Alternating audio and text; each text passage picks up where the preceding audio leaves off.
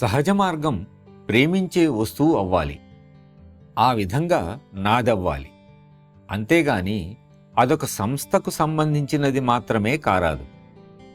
సహజ మార్గం నా జీవన సరళి కావాలి. ఉదయం లేవంగానే సాధన చేసుకునే చోటికి వెళ్ళి ఎంతో సహజంగా కూర్చుని ధ్యానంలో లీనమైపోవాలి.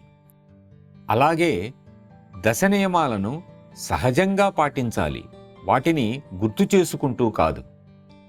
అప్పుడే నా గురువు నేను ఏ రకంగా ఉండాలనుకుంటారో ఆ విధంగా తయారైనట్లు. అంటే మనం ఇష్టపూర్వకంగా చేస్తున్నట్లు.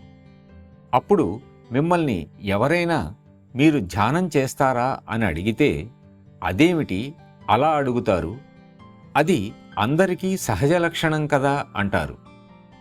దానిని బట్టి సాధన అన్నది మీ జీవితంలో విడదీయరానిది అయిందన్నమాట.